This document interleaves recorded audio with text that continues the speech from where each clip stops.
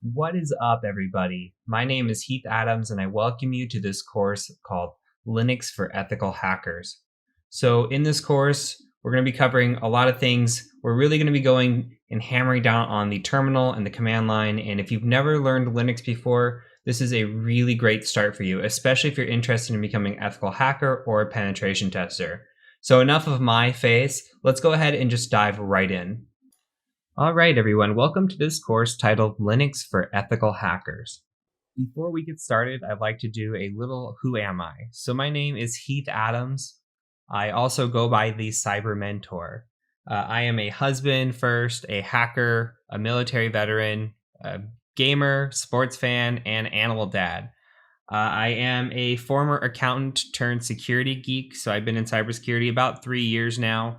And before that, I was an accountant, hated it, picked that field for all the wrong reasons. So once I went into IT and cybersecurity, I never looked back, and I've never been happier. On the day to day, I am a senior security engineer. I'm also a business owner at TCM Security.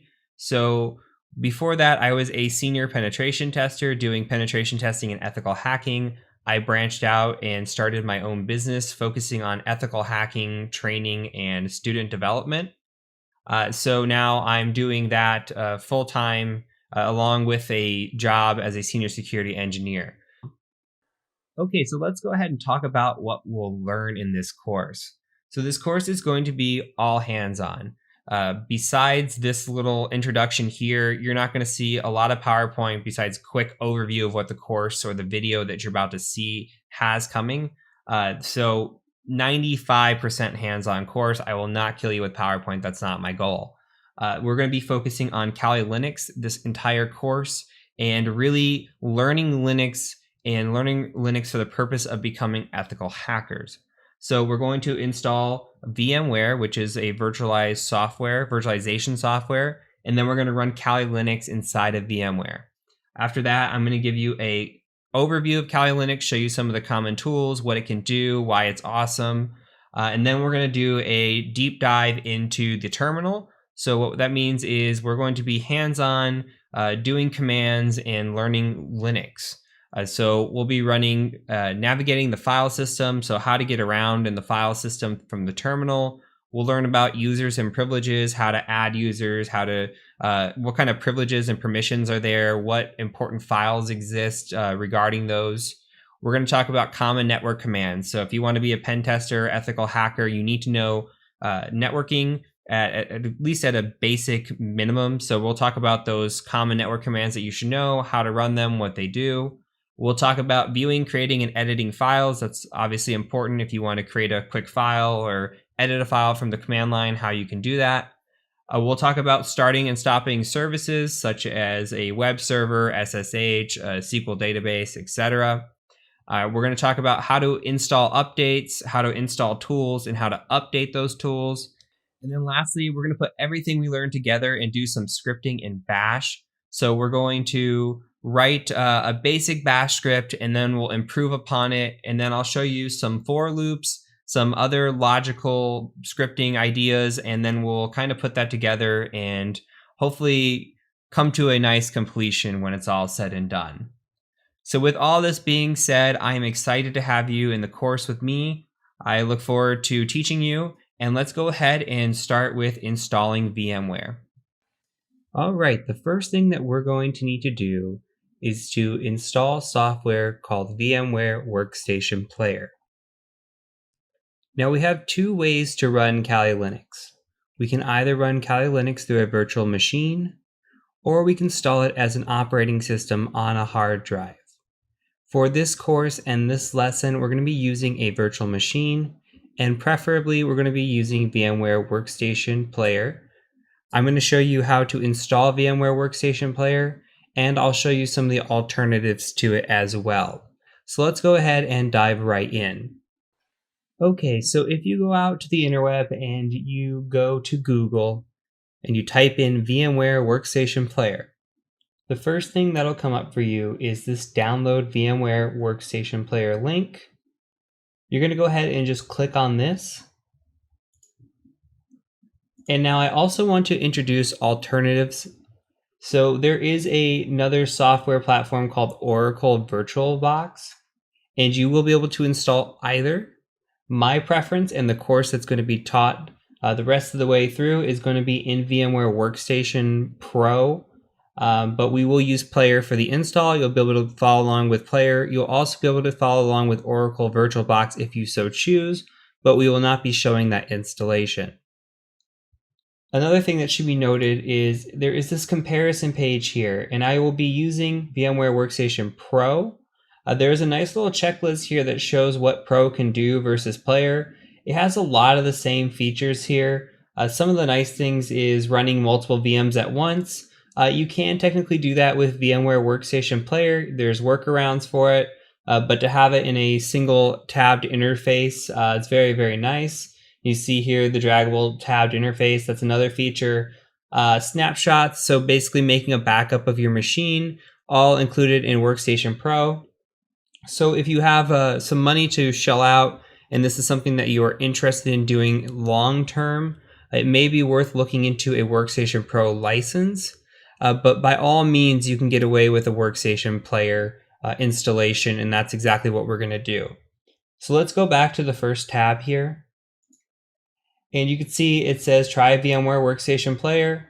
We're just going to scroll down, and this install and everything is going to be running on top of Windows for me. If you're installing for Linux, that's fine as well. Just follow your instructions for your respective OS. Go ahead and select download now. I'm going to save the file. Okay, it downloaded. I'm going to hit run. It's going to ask if we want to accept the changes. Yes.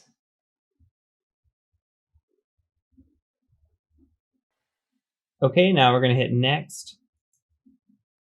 We'll accept the license agreement and possibly give away our firstborn.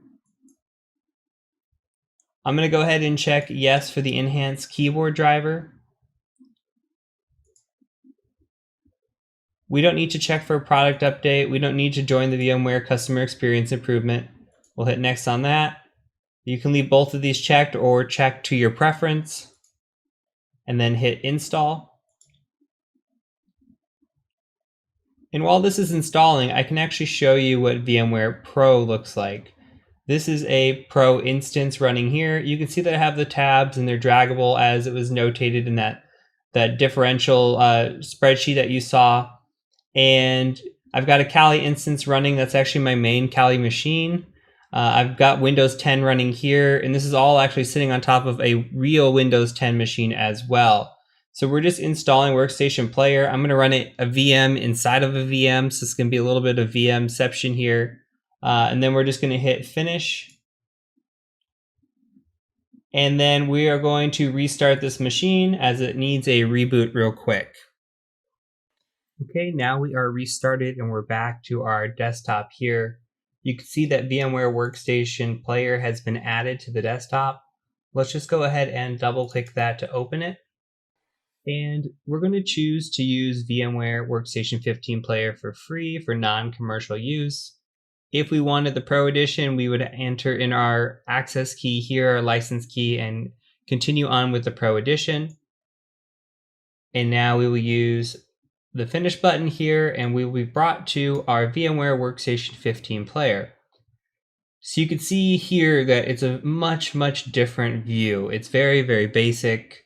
We have the option to open a VM here, and we'll have the one VM stored in this tab that we can open up, and that'll be it. There are ways around running multiple VMs at the same time, but if you're looking to build a fluid lab out and have multiple VMs running similar to what I have here, having the VMware Pro, again, it does have its benefits here. So you could see this is a much, much different look. This is very generic, as we can see here. So from here, what we're going to do is we're going to go ahead and stop. In the next video, we are going to focus on downloading Kali Linux, and we'll talk about what Kali Linux is and some of its features as well. So I'll catch you over in the next video. All right, now let's move on to installing Kali Linux in our VMware software. Okay, so picking up where we left off, we had just installed VMware Workstation 15 Player, And now we need a VM to actually be able to play with it. So this whole course is going to be based on Kali Linux. If we open up a internet browser here, I've got a few tabs already opened. So what I want you to do is go ahead and go out to Google and just type in Kali, K-A-L-I, Linux download and leave it here.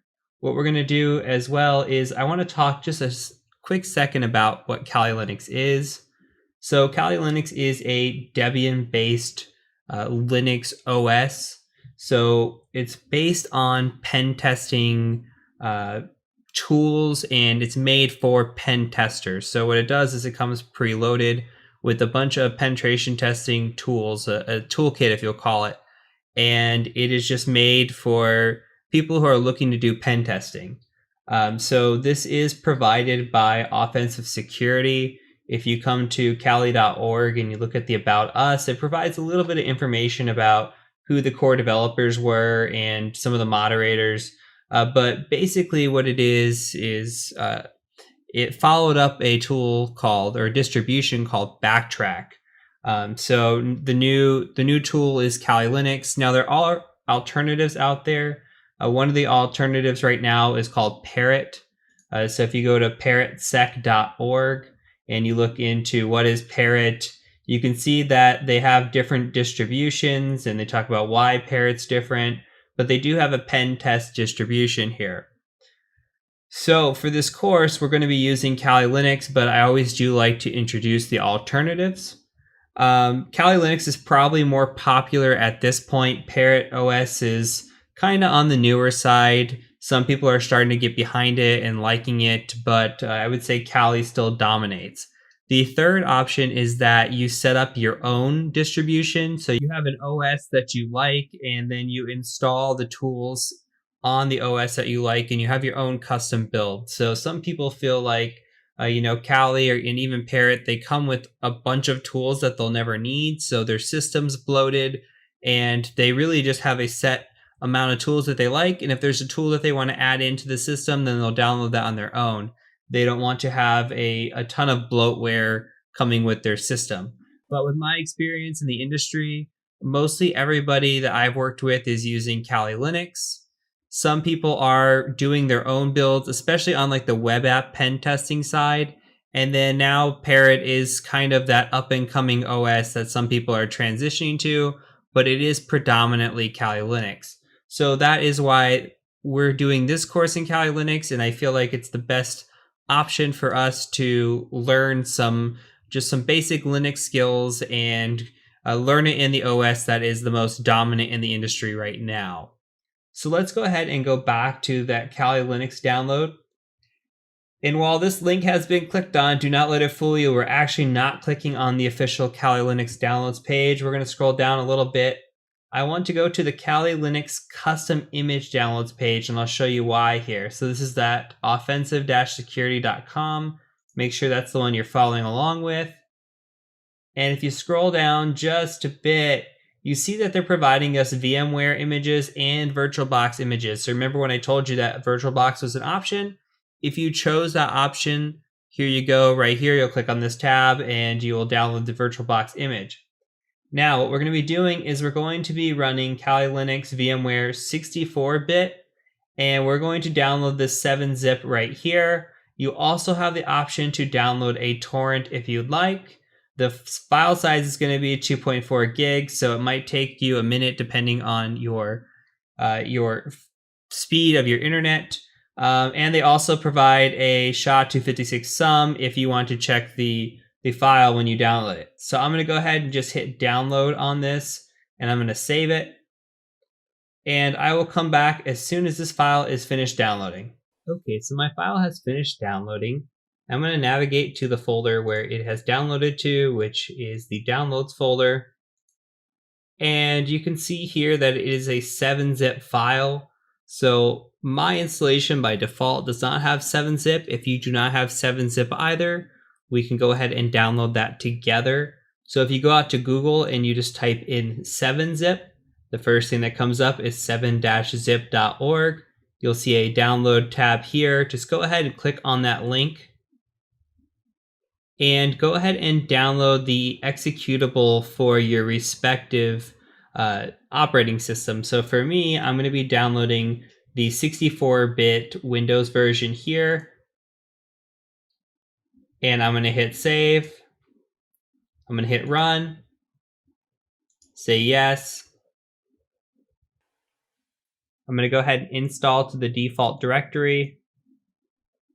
Okay, now that it's installed, let's go back to our folder. And let's select that we open with 7-zip here. Okay, now let's see if we can drag and drop. We can, so all I'm doing is dragging and dropping. I'm putting it in the downloads folder. You don't have to do that. You can drag it and put it in a location that you would prefer. This is going to extract, I believe, at a larger file size than just the 2.5 gigs that we downloaded, the 2.4 gigs. So make sure that you have file space where you're going to put this. So I'm going to go ahead and let this finish, and then I will be right back. Okay, so I've successfully unzipped this file. And just for the record, if we hover over it, you can see that it actually extracted to be 10.4 gigabytes. So let's make sure that wherever you extracted to, you have the 10.4 gigabytes in order to successfully complete the extraction. So from here, let's go ahead and open up our VMware player. And we're going to go to player. Up in the left-hand corner, we're going to select file. And then we're going to select open. And then we're going to go to downloads. And we're going to go into our Kali Linux folder here, or wherever you put it if you didn't put it in the downloads folder. And then just select the one item that should be here. It's a little 4 kilobyte file. And what this does for us is it automatically has a build that's just ready to go. So this is really awesome. We don't have to download the image itself and then install it and then pick all the features. No, this is just ready to go for us. So we can also come down here and select Edit Virtual Machine Settings. And there are a couple features here. So depending on the amount of memory that you have on your machine. So right now this is sitting at 2 gigs of RAM. That's fine. If you want it to run faster, I recommend going somewhere between 4 and 8. Obviously, the more RAM you give it, the better it's going to perform. But if you're running on 8 gigs of RAM for your machine, really not going to do well for you. My recommendation is no more than a fourth. So if you're running on 16, then maybe give this 4. You could really try pushing it up to 8. But I am running on 32 right now, so I could crank this up to 8 by my rule here. But just for working with you and following along, I'm going to set this to 2, and then we're going to perform in 2. That way that we are working at the same speeds across the board. Another thing that we need to note is the network adapter. By default, it's set to NAT. We're going to go ahead and just leave it at NAT here. Yours may come set to bridged. If for some reason it's set to bridged, you can try that, but my default preference is NAT. So let's go ahead and just hit OK. Okay, and now we're just going to hit Play Virtual Machine. And a little side note, I am actually now on my OS. I'm running on my my Windows OS as opposed to just running inside the VM. If I was running a VM inside of a VM, I would have a lot of issues, degradation, etc. So now I've actually moved out of the VM and have this running in player on my Windows OS. Okay, and then when we get this pop-up here, go ahead and just say I copied it. And this will start the machine. And you can see the other VMware player back here. It's going to go ahead and directly just start loading up here. And we get to this screen. So we click in, and if we try to just enter in our username and password, our username by default is going to be root. Our password is going to be root backwards. So TOOR, and then hit enter. Now we can make this full screen over here by clicking this button, and we'll enter into full screen mode. We are now successfully logged into our Kali Linux machine. We've installed it successfully, and now we are ready to start learning. So that's it for this video. In the next video, what we're going to be doing is we're going to cover some of the tools and features of Kali Linux, and we'll start talking about what it's capable of, and then we'll dive right into the terminal after that and start learning some command line and some useful tools with Linux. So I will catch you guys in the next video. All right, now let's take a look around Kali Linux and just see what it has to offer us in terms of tools, design, etc. So let's dive right in. Okay, so we're at our desktop here inside of Kali Linux. Now you see the Kali Linux logo, you see there's a couple of things on the desktop. You don't have to worry about these. These are just from VMware themselves put on your desktop. If you install this as an actual OS, this will not be here. So when we talk about navigating around Kali Linux, there's a couple of places that we can look. If we look right away, you can see on the left-hand side over here, we've got a favorites bar. So we've got our folders. So if we click on the folders or our files, we can navigate around. This feels like any other machine, right? We have our documents, downloads, music, pictures. If you're a Windows user or Mac user, whatever, this feels pretty common. So this is a GUI or a graphical user interface way of interacting with the folders. As you move on and we move on in this course, we're going to be living in the terminal. So the terminal is right here. If you click on the terminal, this is something similar to your command line. So from here, we can actually navigate to all these folders here, and we can put files in there, take files out. Anything that we can do in a graphic point of view, we can also do from this command line point of view as well. So as we learn, we're going to get a little less relying on the graphical interface and more on the terminal side of things. However, do know that there are ways to do a lot of things from a graphical side if you still need that interaction with the machine and you don't want to be completely keyboard oriented. There are also tools on the side over here.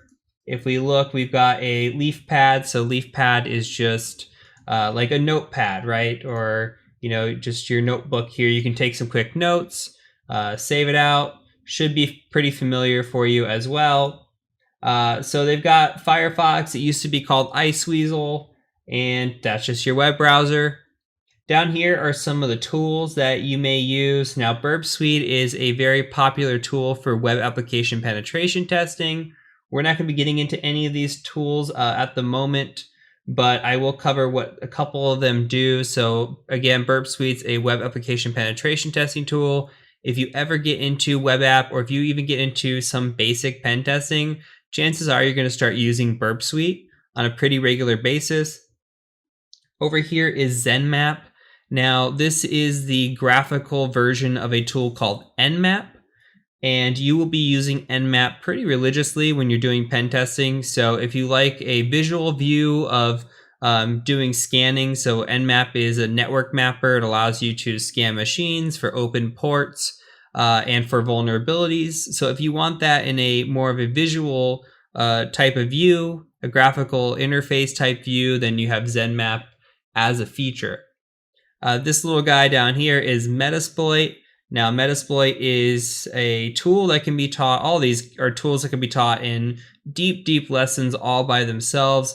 Not to make that intimidating for you at all. Just know that that's how robust this is. We're looking at 3 tools right here, and they're all very powerful. And this isn't even the half of it or the quarter of what Kali Linux has to offer. So Metasploit, you may have heard of it if you've heard of anything in pen testing. It is a framework that does just a little bit of everything. So a lot of pen testers live and die by this. It's a fantastic tool in my opinion. And you're going to get very intimate with it very quick if you do move into pen testing. Down here is a tool called Cherry Tree, and that's pretty much where I'm going to stop. We've got Maltego and Kismet. This is wireless based, and this one here is information gallery based. But Cherry Tree is another useful one. If we open that up, this is actually another note keeping tool. Like I showed you LeafPad. LeafPad is just for quick little one-offs. Cherry Tree is more of note keeping as a whole. So you've got nodes that you can add. So you can add a node here and just say you're following along and you want to add notes. You can say Linux, and then you have a node. You can add all of your notes in here. And then you can actually add children nodes as well. So maybe there's a command that you want to add in. So say we're covering commands and you want to write all the commands in about Linux down here. You could do that as well and then save this out.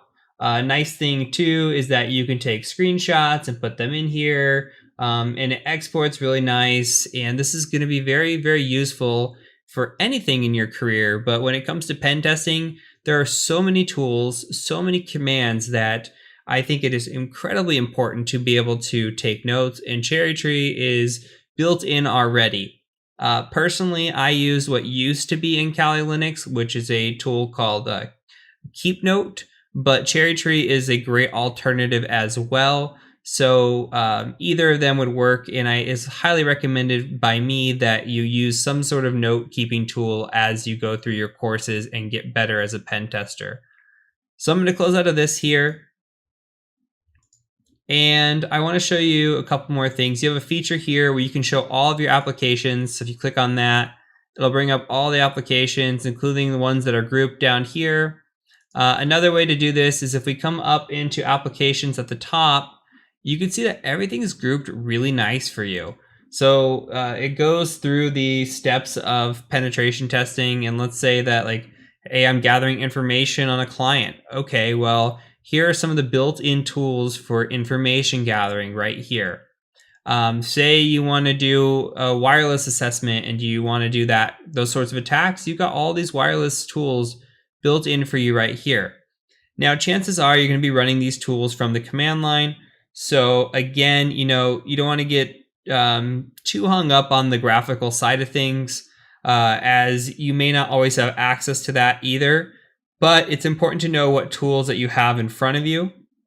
And there are even tools like Wireshark in here. So very, very useful, pretty much a little bit of everything that you can imagine. So just, take some time and go through the tools. And if you're becoming a pen tester, you're working on it, look at a tool and do some research on it. Say you want to know what this Mac changer is. It might be obvious. It might not be obvious, right? So maybe you go Google what Mac changer does, how to use it, what the syntax is, and then you play around with that. Pick a new tool every day, figure out something that you can do with it, how to use it, what it does. So Kali Linux is a distribution full of useful tools, and for a base OS, it's fantastic. And this is why so many people in the industry just download this, install it, and they're ready to go. We talked about in a previous video how there are other OSs, or there are people out there that like to just do their base install, and you can see that there's bloatware here. If you want to call it that, right? Like there's forensic tools, and maybe you'll never do any forensics in your life, and you don't need all this installed in your system. So if you're a type of person that is, it doesn't want this extra stuff, this extra software on your system, okay, then maybe you do start moving towards that custom build eventually in your career. You say, hey, I want to learn all these things first, and then once I learn what tools I really like, then maybe you move to your own distribution that you create yourself, and you spin that up every time instead of having all these tools built in. But as a base OS, as something that you can learn from and start with, this is why I've chosen Kali, and this is why we're going to learn it today. So let's go ahead. From here, what we're going to do is we're going to dive right into the terminal. So let's just open this terminal, and then we're going to full screen it and move on to the next video. So from here on out, what we're going to be doing is we're going to be living in this terminal. I'm going to back away from the graphical side of things and really just get your hands dirty in the terminal, make you feel comfortable. If you've never used Linux before, this is perfect for you. So I'm going to give you the pen tester perspective on why we're doing a lot of these things. Some of these commands are going to be the same commands regardless if it's on a Kali Linux machine or if it's on another distribution of Linux. So you'll be able to take a lot of these commands and just use Linux in another system as well. So if you're interested in pen testing, if you're interested in Linux, this is where we really get into the meat of the course, and it should get interesting for you. So I will catch you over the next video when we're going to start talking about how to navigate the file system and get comfortable with that. All right, on to navigating the file system. So first, let's talk about some of the commands we're going to learn today. So we're going to learn about pwd, which is present working directory. We're going to learn about cd, which is how we change directories. We're going to learn about ls, which is going to be listing the files in a folder or in a directory. And we're also going to talk about how to find some hidden folders with ls. We'll talk about how to make a directory and to remove a directory. We're going to talk about copying, removing, moving, and locating files. We'll talk about something called updatedb and how that pertains to locating files. We'll talk about the password and how to change our password, and we'll talk about an important command called man. So by the end of this first lesson, you should be pretty comfortable with all of these commands. It may seem a little daunting, but they all kind of play in with each other. Again, please make sure to take notes. You've got Cherry Tree built in. You can also use Keep Note or even just a notepad in front of you. That'll help with the experience, and also maybe watching the video more than once will help with the experience as well. So let's go ahead and dive right into the command line. So now our first lesson in Linux terminology is going to be navigating the file system. So if you're a Windows user, you're used to navigating your file system probably through folders, through a GUI, so a graphical user interface. Well, in Linux, we can do that, but the majority of the time we're going to live in this terminal here. So we really need to know how to get around. So the first thing we can do here is we can say, hey, where are we at? And that's pwd. So that stands for present working directory. So you type that in, you hit enter, and it says, okay, we're in the root folder. So we know that we're in the root folder, but how do we get out of the root folder? We can use a command called cd, and that stands for change directory. So if we want to change directory backwards, we just type in 2 dots here. And now we can say, okay, where are we at? So we're in a slash. So we're just in a home folder here, or just our generic slash folder, right? So what we can do is, well, how do we know, can we go backwards from here? Let's keep trying. So we do pwd again. No, we can't. This is our base folder, right? So you have to think of this as the lowest you can go. So now how do we move around? How do we know how to go forwards again? Well, we don't know what's in our directories, right? So we're sitting in this slash folder, and how do we look around? So there's a command called ls that lists everything that's in the folder. So if we say ls, we kind of see this color coordinated here. And the color coordination, it just depends on if it's a folder, if the folder's read-write, there's permission settings, which we're going to get into later. But the majority of these here are folders. Okay, well, we know we just came out of root, so we can go back into root. Now, how do we do that? So we can say change directory root, and we can actually hit tab to autocomplete. I don't know if you caught that, but there's no R any folder besides root. So at R, I can just hit tab, and it should type it out for me. Oh, I lied. There is a run in here somewhere, but it's hidden. We're going to cover that soon as well. So RO, hit tab, autocomplete, can change directory into root. So let's ls in root and see what's in here. Okay, this is more like our home folder, right? So we've got desktop, documents, downloads. This is kind of what applies to the root user. So what if we're sitting in this root folder here and we wanted to access instead this etc folder? Well, could we do the same etc command here? Well, I'm hitting tab and nothing's happening. Well, because etc doesn't belong in this area, right? But if we put a / in front of it, because this is the base, and then we hit etc there, now we can navigate to the etc folder. And we can actually double tab and see what's all in the etc folder, like an ls, say no. Another way to do that is if we wanted to ls what's in the etc folder without navigating to it, we could just type ls etc, and you can see everything that's in here. So there's some tricks that we can do, right? So we don't have to actually navigate to the folder to know what's in there. Again, if we ls and we want to know what's sitting in videos, or even let's say what's sitting in desktop for our folder. Well, if we start typing desktop and hit tab, we can't do that either, because everything in Linux is case sensitive. So if we start typing desktop and then hit tab now, we can ls and see what's in there. So our VMware came with a couple of shell scripts here that are automatically placed on our desktop. If we wanted to confirm that, you could see that they're both right here. So as of right now, we are just sitting in our root home folder, and we know how to navigate around. So if we wanted to go to desktop, we could hit ls now and see what's in there. If we wanted to go backwards, we could. Okay, now we're back in our root folder, and you can also tell where you're at. Your present working directory sits right here, right? So this little tilde is actually your home folder, and you can see that we're in desktop. So if we wanted to go back into our desktop, instead of typing, say you wanted to go to music from your desktop, instead of going root music, which will work, you could also just say, I want to go music, and that'll put you there as well. And notice you don't need the leading / when you use the tilde. So just some couple interesting tricks that you'll kind of pick up along the way.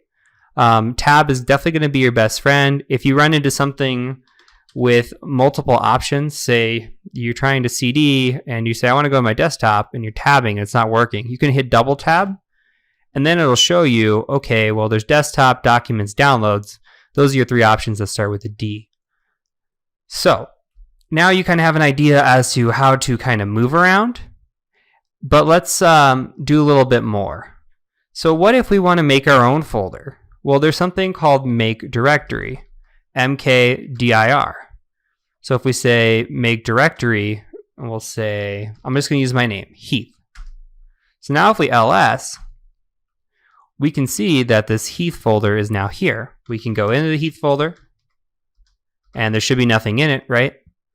So we can go back, and we can also get rid of the Heath folder, remove directory Heath. If we ls again, it's gone. So now, what else can we do? Well, we can also look for hidden folders. So we can say ls-la, and we can look for hidden files and folders here. Remember the color coordination. So this .cache, right? That in theory is a hidden folder. So if we say cd.cache, we can go into there. We ls, and there's actually some information in there. But when you saw it originally, you didn't see that. We're going to cover more on this. I just kind of wanted to show you that trick. As you see over on the left side, there's file permissions and properties. So be aware that just because it looks like something's not there doesn't mean it's not there. It might just actually be hidden, similar to Windows where you have hidden files and folders. So just a quick trick to show you that. So another thing we can do. So let's go back. And don't worry about what I'm doing here. You're going to cover these commands in a little bit. I'm just going to echo hi, and we're going to put that in a test.txt folder. So now if we ls, you can see that test.txt is here. So if we want to actually copy this file, we can copy this file to another location. So we can say, hey, I've got this test.txt, but I actually want to move it to downloads. And if we go ls to downloads, you could see that test.txt is actually sitting in there. And if we wanted to remove it, we can just say remove from downloads, or test.txt. Actually, sorry, remove downloads test.txt. We don't even have to transition into that directory if we don't want to. So another trick, say we want to see now that it's gone, and we want to ls, but we don't want to keep typing this out. If you hit the up arrow, now you can just see your old commands. So if you keep typing a command over and over, you can see what's going on. So ls shows that there's nothing in downloads now. We were able to successfully remove that file. So another thing that we can do is we can actually move. So say we wanted to move test.txt, and we wanted to put that into downloads. Okay, now if we ls, test.txt is now gone from this folder because we've moved it. We haven't made a copy, we've actually physically moved it away. So now if we ls, actually let's just tab up, you can see that test.txt is now in there. And I'm going to remove that here. Okay, and now the last thing I want to show you is the locate feature. So if we wanted to locate a file, say I wanted to locate bash, let's see. So we're looking for a file and we're going to get more specific along the way, but if you type in locate, you can kind of look through a system to see if you can find it. Now I'm looking for, say, any type of bin bash or bin.r bash. That's fine, that's really what I wanted, but it shows you everything with bash in it. Now this might not work right away. What you might need to do is update the database. So you type in update db, it updates everything for you, and then you can use locate again. So it has to build that database of the information that it's finding in order to locate what you're searching for. So make sure that you use update db sort of frequently. Okay, so two more things I want to show you, and then we'll close out this video and move on to the next one. So an important thing you want to do with your new account is we're using a default password, and that's not very secure. So to change a password for our user, we can just type in PASSWD, and now it's going to ask us for a new password. So instead of using Tor, we can use something else. I'm going to type in the very secure password as my password for an example here. But if you plan on using this machine for future reference, you can type in a secure password and kind of keep it. So lastly, I wanted to show you is something called man. So man pages. Man pages are your instructions for any command that you're running. Most commands come with a man page. So let's say we want to look at ls. We can say man ls. And then it's going to give us all this information here about ls. So if you see, it says ls is list directory contents. Awesome. And then it gives you what options we can do. Well, we can do a -a for all, which you saw earlier. And you can kind of scroll through here and just see exactly what it has to offer. And that's kind of it. So when you go through here, you can kind of, if you're struggling to, there's a command in there, but you're not sure exactly what the command is, you can type in man and search it. And sometimes you can do ls, I don't know if this is going to work, but -- help. And you get some information as well. It doesn't provide you the full man pages, but it provides you something pretty close. So that's kind of just your way around if you ever get stuck, something to look for. Okay, so that's it for this lesson. Next, we're going to move on to users and privileges, how to add users, and how to change some sudos and some modifications to our file permissions. So until next time, my name is Heath Adams, and I thank you for joining me. All right, now let's talk about users and their privileges. So what are we going to learn in this lesson?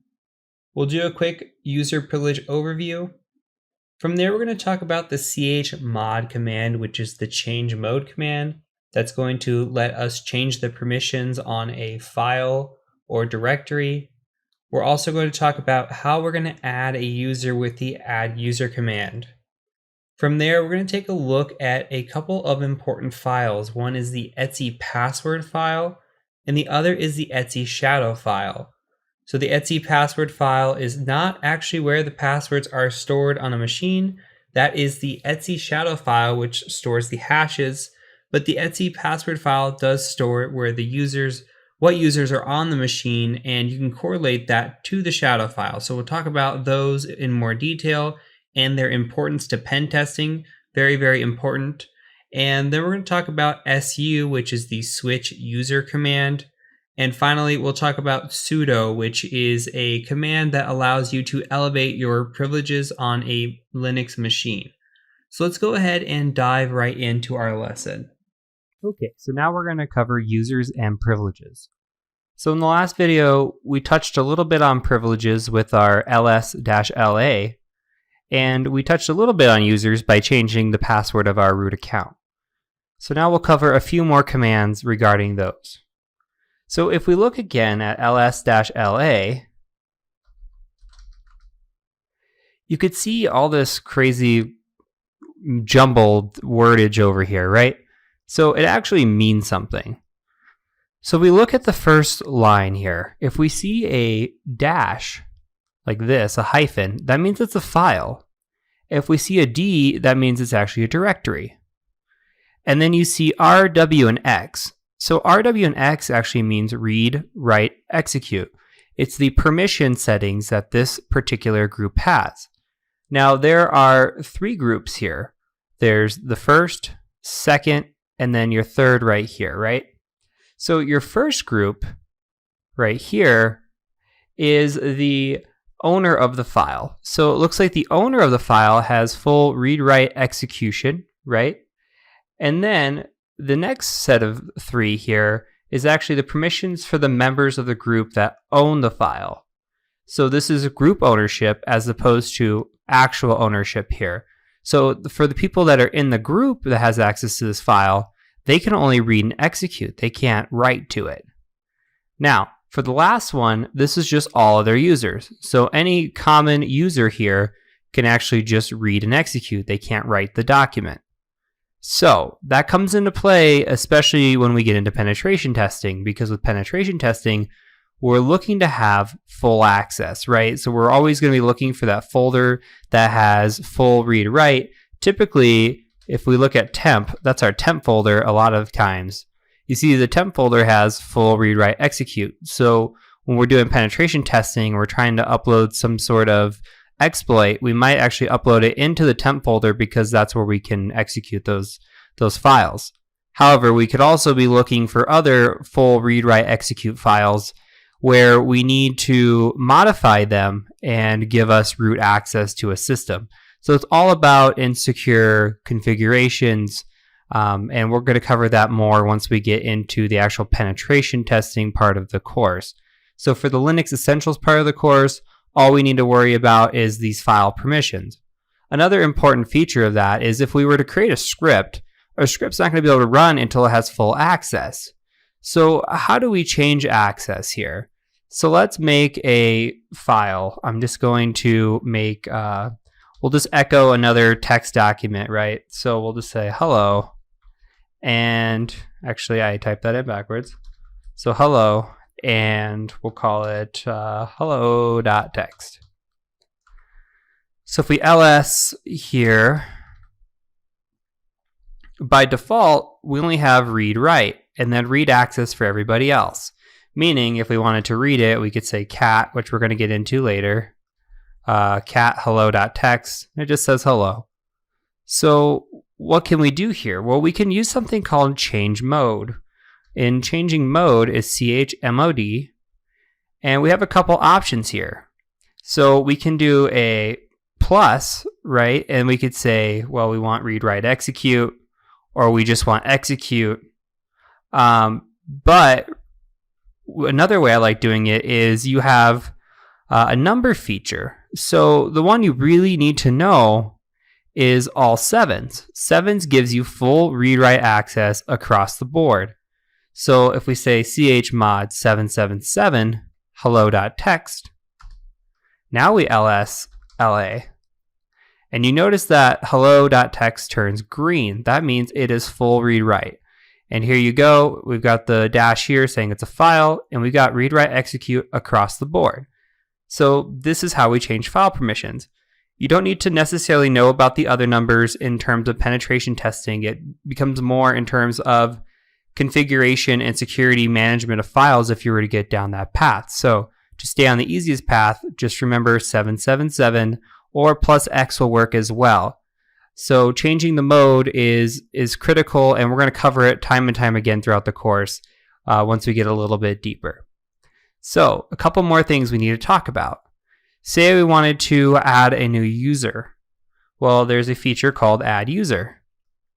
So we say add user, and 1 or 2 names is allowed. So we need to add user, say John. Okay, so it made something for John. Let's give him a password.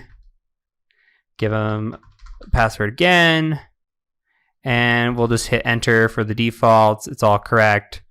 Okay, so we now have a user named John, and we can confirm that. We can actually cat the Etsy password file here, and you see down at the very bottom we have this user John. So this Etsy password file you're going to become very familiar with because it shows you all the users. Now there's a lot of times where you're doing penetration testing, you're going to have access to this Etsy password file because it doesn't provide the password anymore. It used to a long time ago. Passwords are now in the shadow file, so you actually have a little bit of access and information disclosure here at the hands of poor configuration. So you see that I've created a user John. Well, that gives us a little bit of information. Say there's SSH on a machine or something else, we can use that username of John to try to break into the machine. So we'll cover that again later. But if we wanted to see what the Etsy shadow file looks like, now we come in here and you've got these jumbled stuff here, right? So it's just a hashing format. So what we're doing is we can actually use a tool like Hashcat to break this down and crack these passwords. Now, a password will be very easy. But just know that if you have access to the Etsy shadow file, you have a good chance of cracking a password, depending on your capabilities and depending on the strength of the password, that'll allow you access to a machine. So something to think about there. Okay, so now we have our user John. Let's go ahead and switch to him. So we can use something called SU, which stands for switch user, and we'll say switch user John. Okay, so it automatically gave us John here. Let's see if we could switch back to root.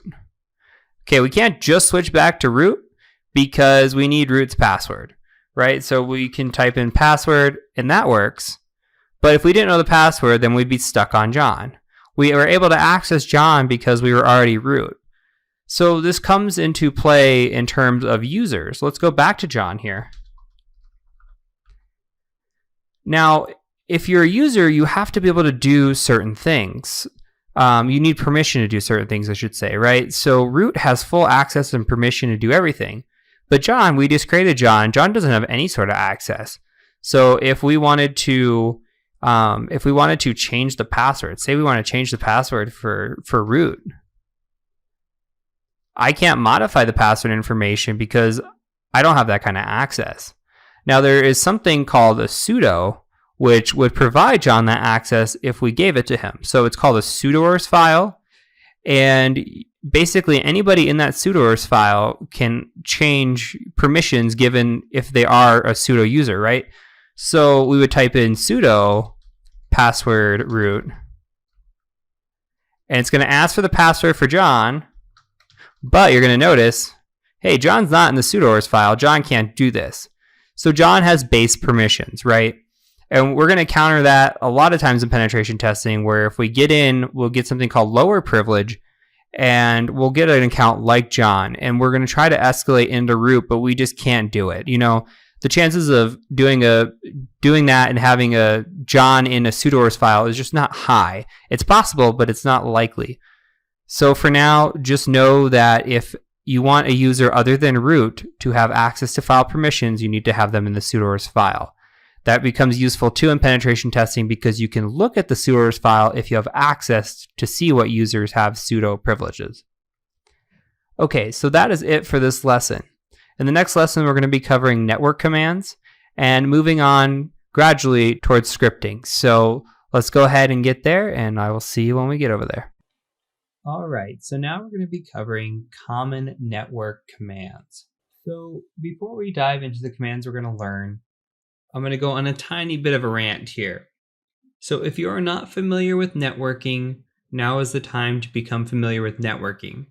There are two things that I think that a person needs before they really can dive into pen testing, and that is Linux experience, which you are gaining some Linux experience now because most pen testing is done in Linux. And the other thing is to have a good network foundation. So if you're looking at these commands here and I say ifconfig, which if you're a Windows user and you hear ipconfig, you know what that is? Okay, that's basically the same thing. If you know what ping is, if you know what arp is, netstat, route, those should all be pretty familiar where you can guess what those are. If you do not know what these commands are, you might want to brush up on your networking as well, because the better you are at networking, the better you're going to be when it comes to pen testing, because you're going to have to navigate around networks. You're going to have to understand where you are at in a network. You're going to need it for basic troubleshooting as well. So just to understand these commands are going to be very important. But what we're going to be doing here is we're going to be taking common network commands that we're going to be running as a pen tester, and we're just going to apply those to their version in Linux. Some of these may be familiar to you, some may be new to you, but we're talking here ifconfig, which is going to show us some information very similar to ipconfig in Windows, where we'll see our IPv4, IPv6 if we have it information, our MAC address, things along those lines, our subnet mask, etc. The IWconfig is the wireless adapter version of that. Ping is a ping command where we talk over ICMP and we try to communicate to another machine to see if it's alive and responding back to us. And we've got the ARP command, which just maps IP addresses to MAC addresses. And we've got netstat, which is just a command line tool that's going to allow us to display all connections and listening ports. And then finally, we've got route, which displays our routing table. So we'll go ahead and take a little bit of a deep dive into those in this next lesson. And hopefully this is a refresher for you. So again, if not, then you should be looking into some networking studies as well. Okay, so let's go ahead and dive right in. Okay, so now let's cover network commands. So the first command I want to cover is ifconfig. So you may be familiar with the Windows version of this, which is ipconfig, and they pretty much do the same thing. So it shows you here your different interface types and the IP address associated with them. So ETH0 here, Ethernet 0, has an IP address of 192.168.132.164. You can see the net mask, the broadcast address, and you can see the MAC address as well. And we also have a loopback address here. Now, if your machine has a wireless adapter, or at some point you want to do wireless penetration testing, you're going to need IWconfig. And you should not expect to see anything on this at the moment unless you're using a laptop. Then you actually might see a configuration down here for it. If you would see something under IWconfig, you would see like a WLAN 1, WLAN 0, something along those lines. Okay, and another common command that we're going to see is going to be the ping command. So we can just type in ping and the address that we're trying to talk to. So for example, I'm going to try to ping my home router, and I get talking back. So if I tried to ping something that wasn't in my network, like a 16.1, you're going to see the results change. So with ping here, ping is going to be endless. Until we hit something like Control-C to stop it, it'll ping forever. So I'm going to hit Control-C again and kind of show you the difference. So you see that we attempted to ping here and we got replies, we got information back. Well, that's good. That means we're talking to the other machine. It says, hey, are you there? It says, yeah, I'm there. And we try to ping this machine here, but this machine's not talking back. It could mean that the machine is not on the network or that the machine is just blocking ICMP traffic. ICMP is another word for ping. So moving on to the next command, I want to show you ARP. So the best way I like to type in is ARP with a switch of A. And ARP is just going to show you MAC addresses that it talks to and the IP address. Actually, I said that backwards. It's going to show you the IP address it talks to and the MAC address associated with it. So if an IP address reaches out, say 192.168.15.1 talked out to this machine, it's going to say, okay, hey, who are you? It's going to send a broadcast message out. It's going to say, who has this IP address? And then the IP address will respond and says, hey, I do, and this is my MAC address. So ARP is just a way of associating IP addresses with MAC addresses. And once you know that, you can also look at netstat. So netstat-ano is another one of my favorite commands. And this shows you just the active connections that are running on your machine. So if we scroll way up, and you can just kind of see what's open and what's talking here. Where this really comes in handy on a penetration test is to see if a machine is talking to somebody else. Same thing with ARP. You want to know what that machine is associated with, and is it talking to something on a port. So this is more just internal right now, but it's still good to know. So for example, if I were to open up a Firefox page and connect out to the internet, then I went and I did a netstat again, I would see information about that port being open and that I am going out with it. So just kind of keep that in mind. These are not commands that you really need to know in depth right now. Networking does come into play when you are doing penetration testing, but we're going to cover these commands time and time and again. I just wanted to give you a very brief introduction to them. Okay, and the last command that I have for you today is route. So if you type in route, that's going to print your routing table. And the routing table is important because it tells you where your traffic exits, essentially. So for this VM, my traffic is exiting on 192.168.134.0. So any traffic goes out of this 0.0.0.0 gateway in this range, right? So when it goes out this gateway, it's doing NAT, so network address translation, and it's running off my computer. So the best examples aren't here, but it's important to know route as well because there could be a machine that you're attacking that has multiple routes. So you might see a 134 and a 135 because it has a dual home NIC, meaning it has two NICs inside of it. So it's actually talking to a completely different network that you didn't know existed. So you might have been attacking one network on the 134 range, and then 135 is just out there, and this computer can talk to both. And until that point, you had no idea. And that's the idea of called pivoting, when you switch a network from one to the other, but you're using a machine. So that's it for this lesson. In the next lesson, we're going to talk about viewing, creating, and editing files.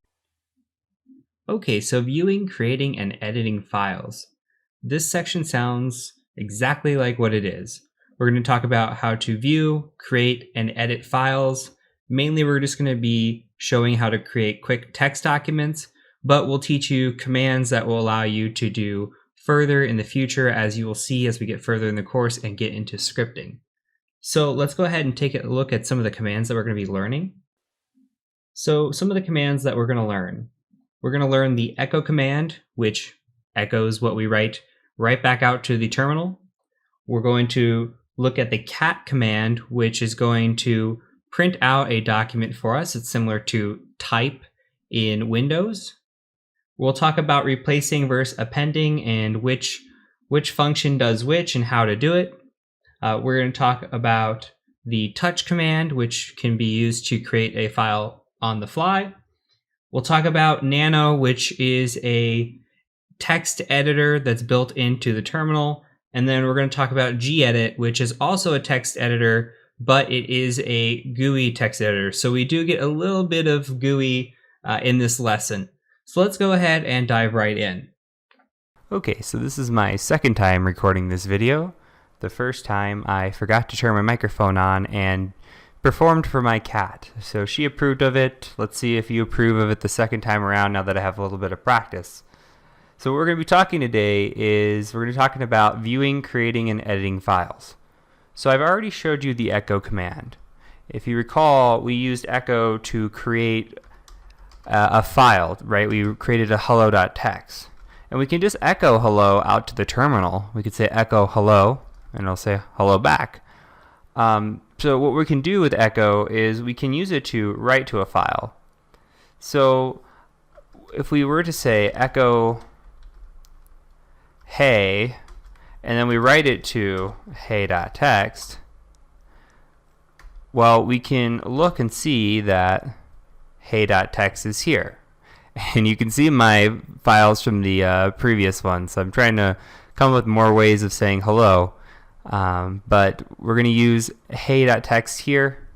So if we cat hey.text, all cat does is print out to the screen what is in a file. It says hey. Okay, so let's say we want to append cat, or we want to append hey.text. Well, we can tab up here. What if we just say hey again? And we've got this greater than symbol here, and we're just putting it into the hey.text file. Well, that didn't work. We didn't append it. We actually overwrote it. So what can we use to actually append this here? What we can do is we could say hey again, right? Just to give us something different. And we can add a second greater than symbol here. So now if we cat the file, you can see that we actually appended to the end of it. So this becomes incredibly useful when we are either adding stuff to a list, say we're gathering IP addresses and we just want to combine our lists, or when we're creating a series of commands and we're going to use those commands to send all at once. We're going to cover that later when we talk about file transfers in the penetration testing section, where we use a set of commands like this on a Windows machine to actually transfer files via FTP. It's just so much easier than typing them all in one by one. We can create a little document and run the document. So this becomes useful when we have a series of commands, and for other reasons as well, as you'll learn as you go on in your Linux career. So we've talked about echo and we've talked about cat. So let's talk about some other ways to create a file. We can use something called touch and just say new file.txt. And if we ls, you could see that new file.txt is here. But if we cat new file, there's nothing in there because we haven't put anything in there yet. So there's a few things that we can do. We could use echo and append the file, right? We could also use a tool called Nano. Now Nano is a terminal text editor. There are other terminal text editors like Vi and Vim. I don't prefer those personally. I like Nano the most. Some people have their preferences. So I encourage you to play around with any of them as you wish. Vi and Vim are the other two. But for this course, we're going to be using Nano. So if I say nano new file.txt, I could type whatever I want in here. And we're going to be using Nano a lot to create scripts, to create Python scripts, and to edit shellcode as we get into a little bit of exploit development. So I'm going to hit Control X, I'm going to hit Y for saving, and then we'll save it to new file.txt. If we cat this, now it says, hey, I could type whatever I want in here. So that's one way of editing it. Another way of editing it is using a graphical interface. So we can use gedit and say new file. And if you don't like using a terminal, you're more than welcome to use gedit here. Just type in new line here and save it. And I like using gedit. It's a lot cleaner because I can, highlight and delete. I don't have to use my keyboard to navigate around like I do in the terminal. So if you have the option to use gedit, for sure, but sometimes you're going to be on another machine that's not your own or is headless and doesn't have a GUI, that you're going to have to use Nano. So get comfortable using both. So we save this. Let's go ahead and cat it out and see what happens. Okay, you can see that the new line is in there. So really that's the overview that I wanted to cover. So just know that you can create files pretty much using echo, touch, and actually you can create files using Nano as well. If you say nano, this is new.txt, I'll just say hello, Control X, save it. If you ls, you can see this is new.txt is right here. So you can use all of these tools in different ways to create files. It's completely up to you how you want to do it. Personally, when I'm creating a file, I use Nano and I just create a new shell script, Python script, text document that way.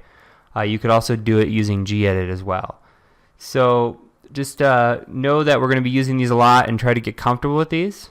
And from here, we're going to be moving into controlling Kali services. So we're just going to briefly talk about what services you need running on boot and how to do that. All right, in this video, we're going to be talking about starting and stopping Kali services. Let's go ahead and just take a quick look at the commands we're going to learn. So not a lot of commands in this video, only 2.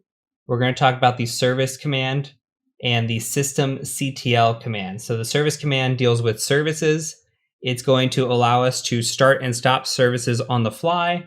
And the systemctl command is going to allow us to enable or disable services so that they load up on boot or do not load up on boot. So let's talk a little bit more about services and look at how these commands can be useful for pen testing. All right, so let's talk about starting and stopping services. So when we're in Kali, there are a couple different ways that we can start and stop services. And when I talk about a service, I'm talking about something like a web server or SSH or maybe a SQL database. So when we cover this video today, I'm going to show you a few different services and how to start them and stop them. I'll show you how to start them permanently on boot, and we'll talk about which services are important to keep on boot, which services are important to just start when you feel like that, just starting them or when you need them, etc. So let's start with our first service, which is going to be Apache 2. Now, Apache 2 is a web server. So let's go ahead and do a proof of concept first. Let's start with a command that we learned in an earlier video, which is ifconfig. I'm going to grab our IPv4 address right here, and I just want to copy this. I want to go out to a web browser over here, and we're just going to paste this address. Now you'll notice that it says it's unable to connect. This is expected here. We're not running a web server. Now let's go back in here and let's just say service Apache 2 start. Okay, looks like it went through. Let's go ahead and hit enter again. And now you can see that Apache 2 Debian default page has been loaded. So what has changed? Well, when we boot our machine, this Apache 2 service is not running by default. So if we want to run a web page, then we actually have to start up the service for it to work, as you just saw here. Now you can see that if we want to add files or replace files here, well, we're going to have to edit the var www.html folder. So if we come out here and we go into other locations, computer, and then we go into our var www.html, you'll see that the index.html page is here. So if we actually wanted to maybe host a malicious web page and have it point back to us, this is one way we might do it right here. If we want to serve up some files, say we have something that we want to upload to a machine that might be malicious, or a file that we want to transfer to somebody else or download on another computer. It doesn't have to be malicious. We could host that file in this folder here. Now that is fine. This is one way to do it, right? You could put your files all in one location. But it's not my favorite way. It was my favorite way when I first got started. There is a much easier way now, and I will show you how to do that. So let's go ahead and type ls. You'll see we have no documents here. So I'm just going to echo hello into hello.txt and then have that hello.txt here. Now what we can actually do is we can spin up a web server.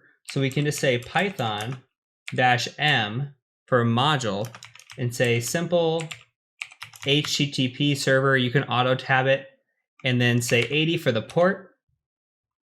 Oh, 80 is already in use, so let's just give it 8080. 80 is in use from the Apache server at the moment. So instead, let's look at what happens.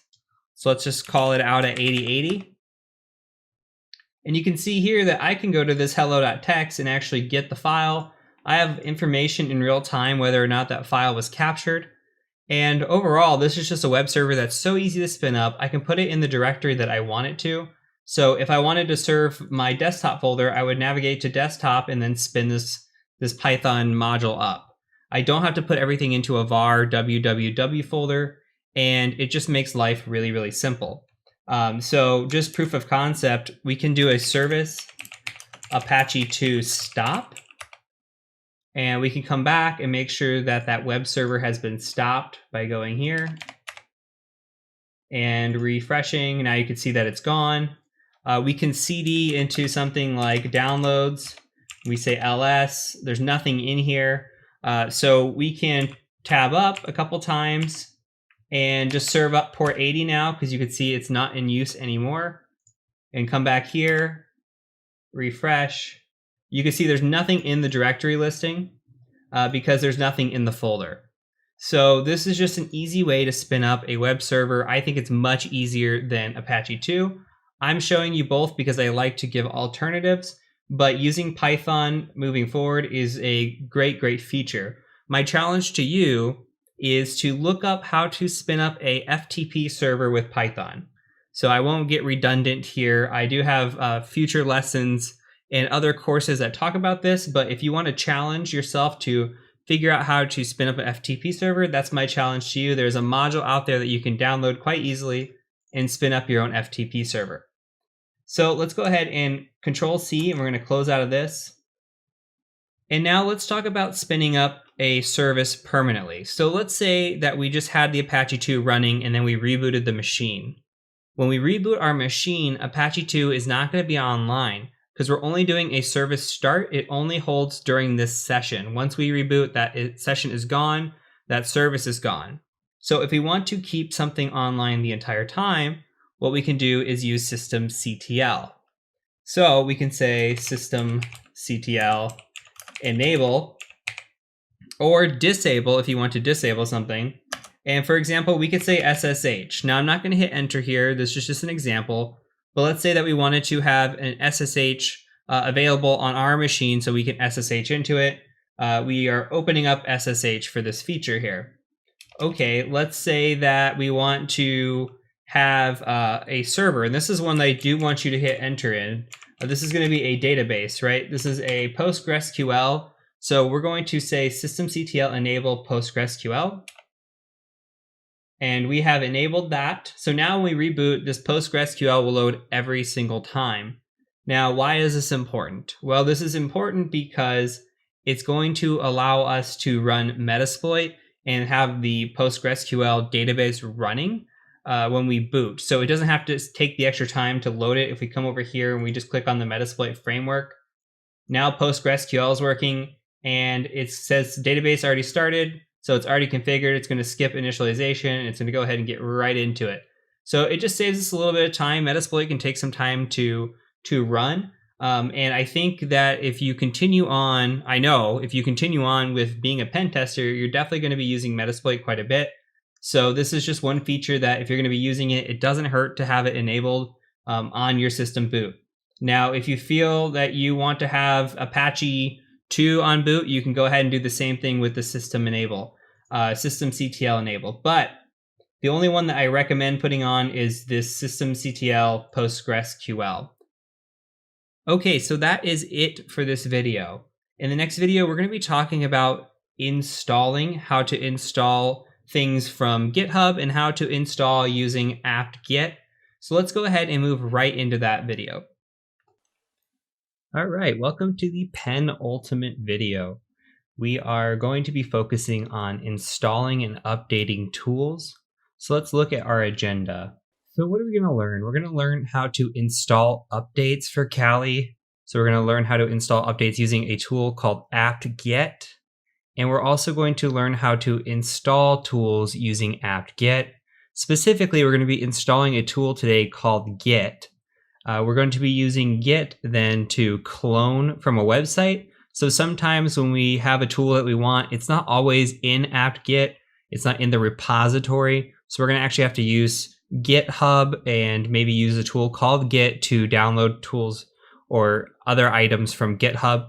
But this is just going to be one example, but it's a very common example that you may have to do as a pen tester.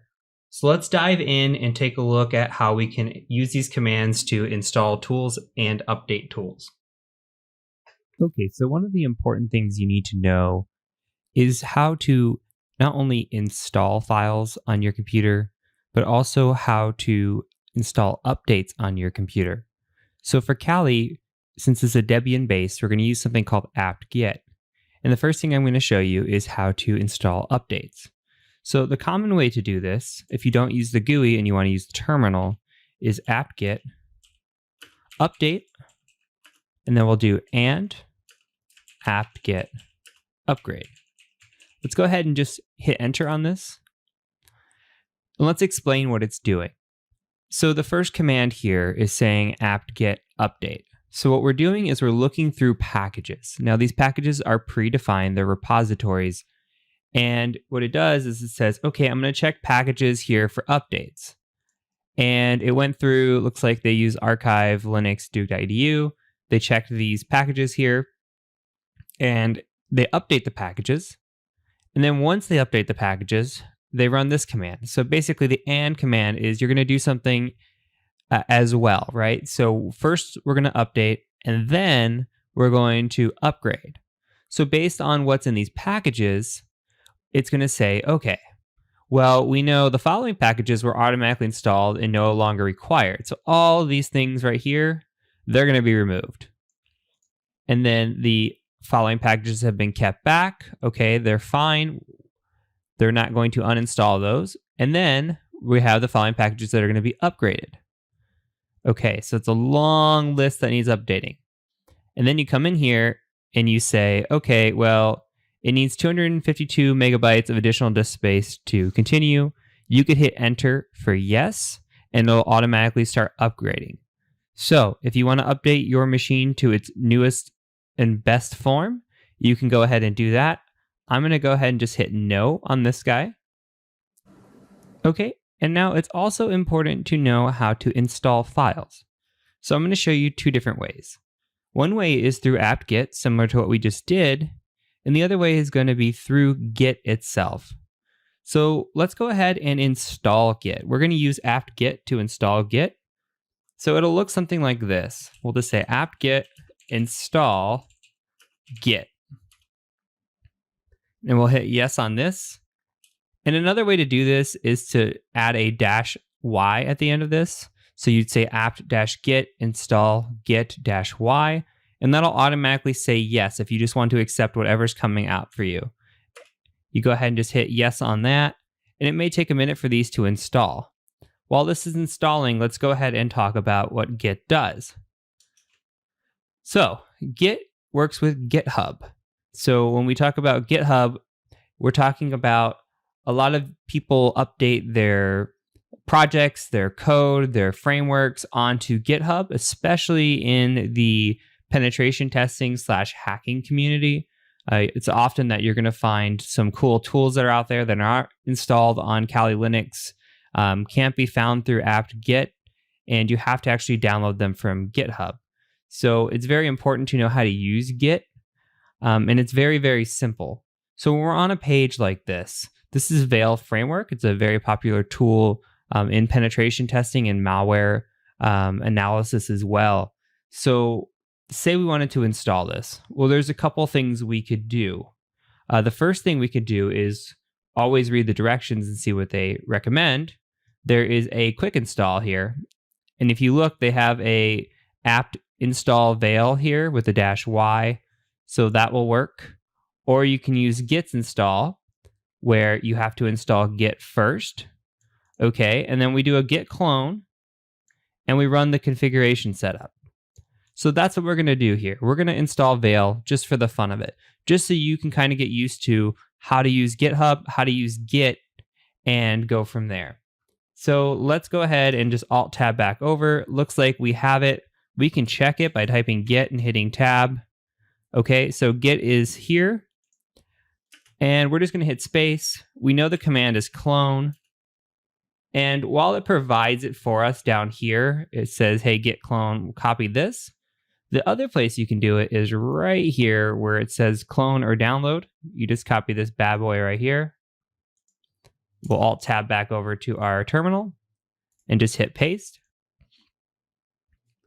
Okay, and this is going to install in the directory that you choose. So I just put it in this root folder here, and actually our home folder, I should say, and it's installed right here. The folder is Veil right here. Typically, when I install things, I like to put them in the opt folder. So here, cd opt.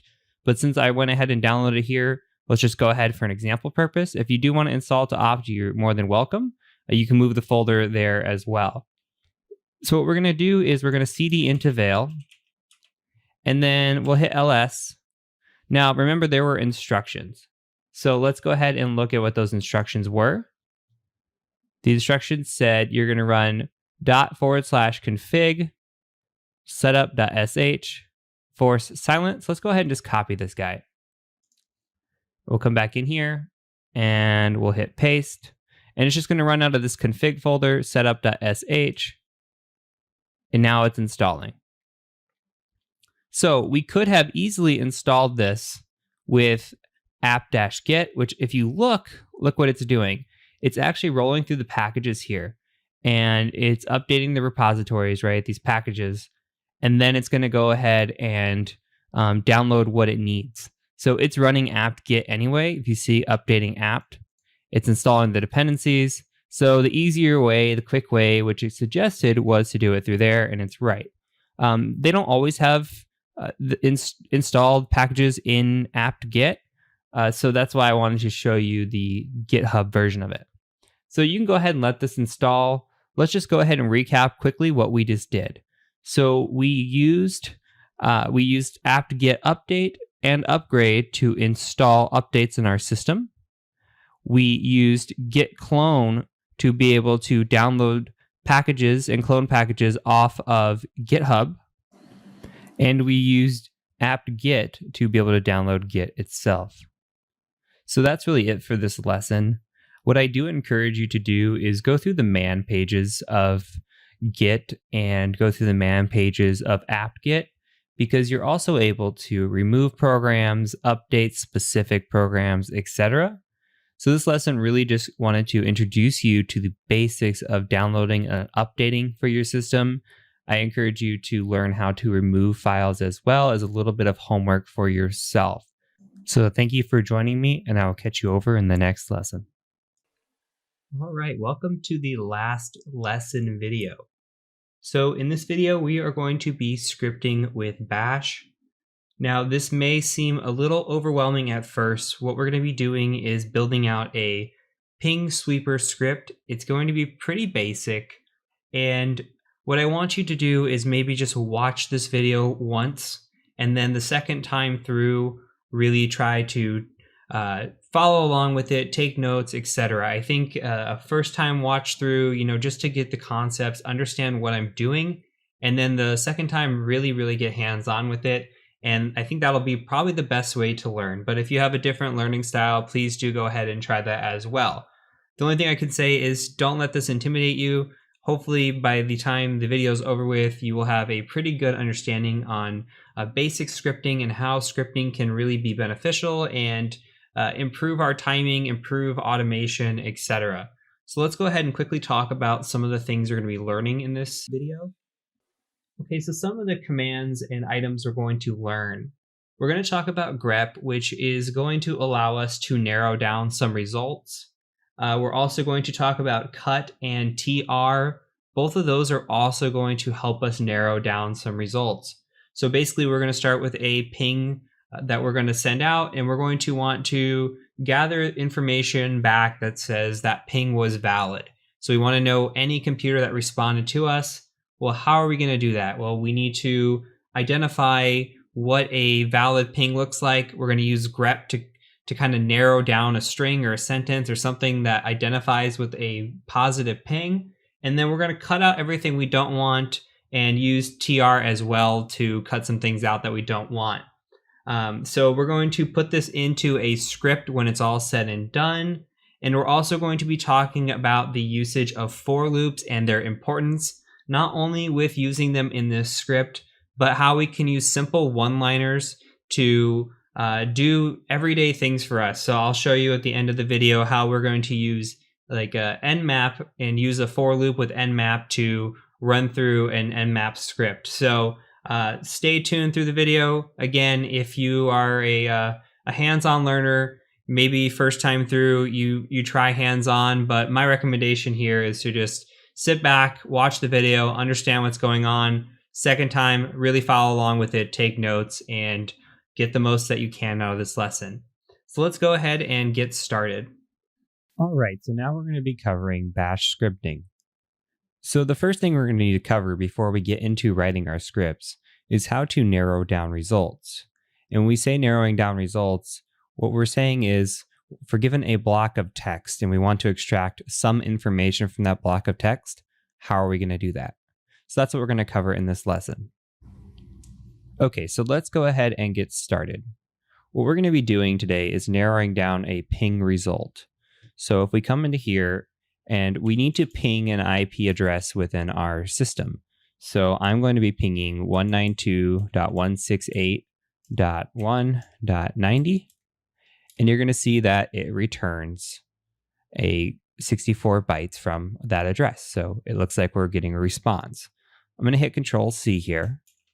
So if you remember from the networking section, we actually get a response unlimited until we cancel it, right? Like we just Control-C here from ping. So there's another thing that we can do if we only want to send one packet and see if it's alive or not. We can do a -C of 1. So we're just going to do that. So that's a count of 1. We're sending one packet over. If we set 10, it would send 10 packets over, if that makes sense. So now what we're going to do is we're going to put this into a text file. So if you remember from previous video, we just use this little caret here, and I'm going to call this ip.text. Okay, and if we cat ip.text, you'll see the same results there. So now what we're going to want to do is we're going to want to narrow this down. What do I want to extract from here? Well, I want to extract this IP address. And it'll make more sense when we get into the scripting part. But what we're going to do is we're going to get out specifically of this IP address from this line. Now, what we're interested in actually is a returned IP address that has a valid response, right? So if I were to enter in here, say 15.90, okay, there's no response there. So this is kind of what it looks like when it doesn't get a response back. It just kind of lingers. And then we hit Control-C and it says 0 ping statistics, right? Nothing was received back. So what we see when we get a response back is we see 64 bytes. When there's no response back, we don't have any bytes. So if we're doing a sweep through a network, which we're going to be doing later, we need to be able to narrow down these results. So if we're sending, say, 192.168.1.1 all the way through 255, and we want to see who responds back and then take that list and narrow it down to the IP addresses, which is exactly what we're going to be doing, we need to know how to narrow that down. So what we're going to be narrowing down on specifically is the 64 bytes. So let's tab up a couple times to this cat IP address, and we're going to do a pipe. And the pipe just means we're going to add an additional command here. So the additional command we're going to do is called grep. Grep is going to grab any line with what you specify. So let's specify 64 bytes and see what happens. See, now if you noticed, we had all of these lines before. And now what grep is doing is grep is taking only the lines that contain 64 bytes. So again, a valid response. So we have 64 bytes here, and we have achieved a response. So what we're going to do now is we're going to narrow this down some more. Okay, we've got this line here, but again, we're still trying to extract this IP address. So how can we do that? Well, there is a tool called cut. So if we tab up again, and we do another pipe because we're sending a new command, we're going to say cut. And cut syntax looks like this, and I'll explain it once I type it out here. Okay, so we have cut, and then this -D, that's a delimiter. So the delimiter is what we're going to be cutting on. So we're giving a delimiter of a space, meaning here's a space, here's a space, here's a space. So we're going to be cutting on these spaces. And then we give a field. We say, okay, what field do we want to retrieve back from this cut? Okay, we want field 4. If you look, 1, 2, 3, 4, and the fourth field is our IP address. So it's going to say, okay, I'm going to cut on this space, I'm going to cut on this space, I'm going to cut on this space, and then I'm going to take it right here.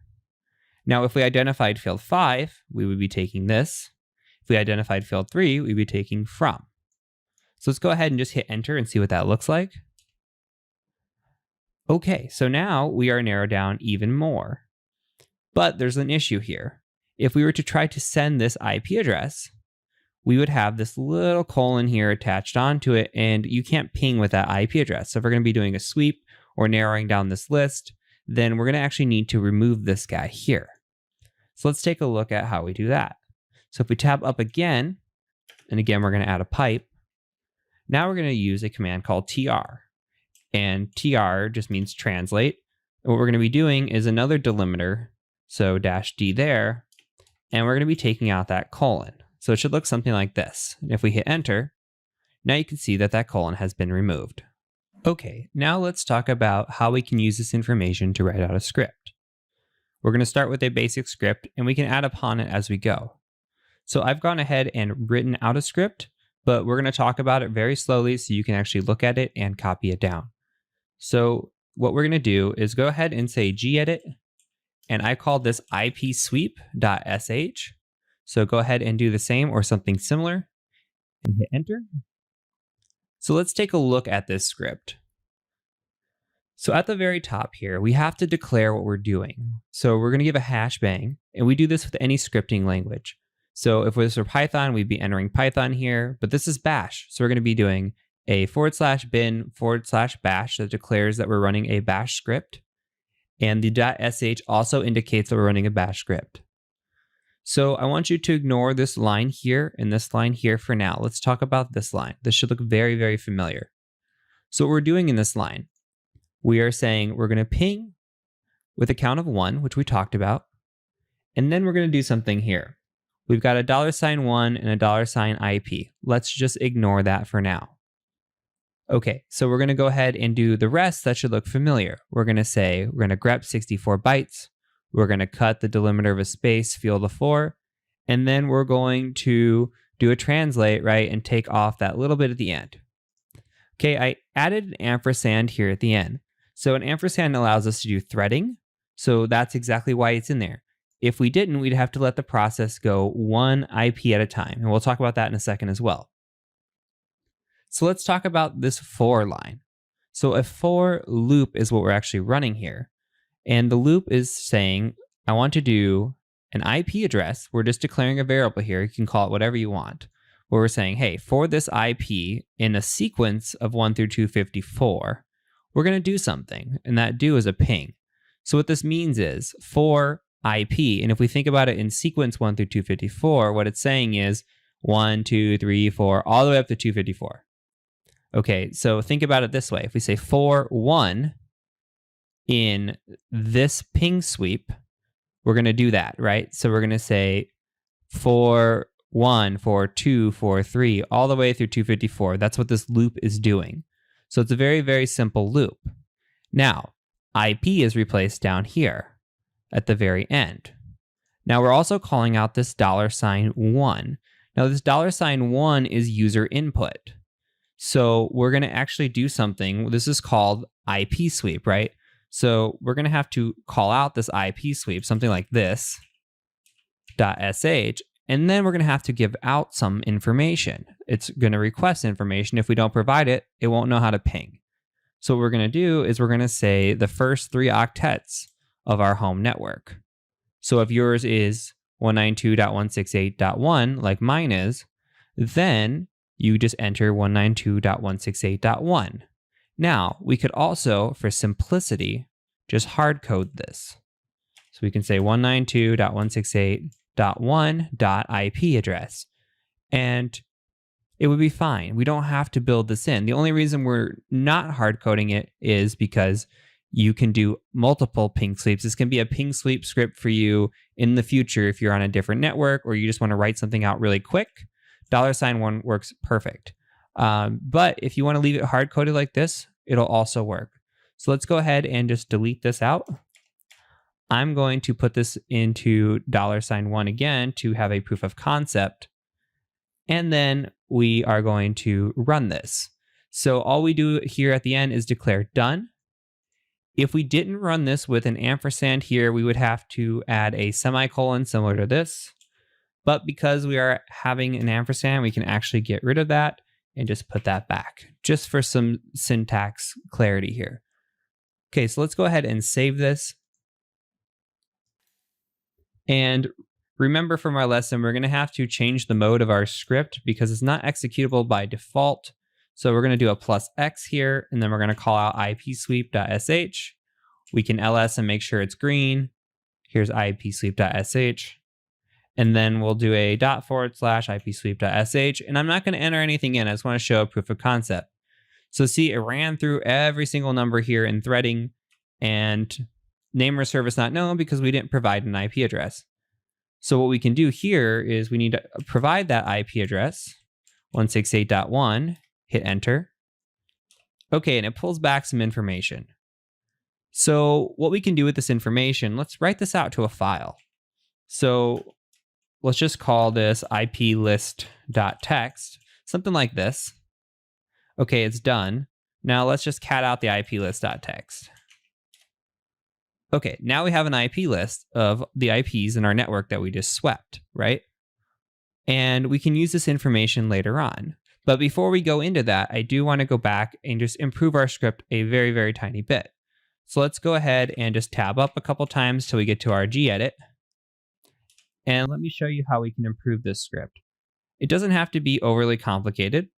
What we can do is we can say something like this. We can come in here and give an if statement. So an if is conditional, right? We're going to say if this exists, then do something. And if it doesn't exist, do something else.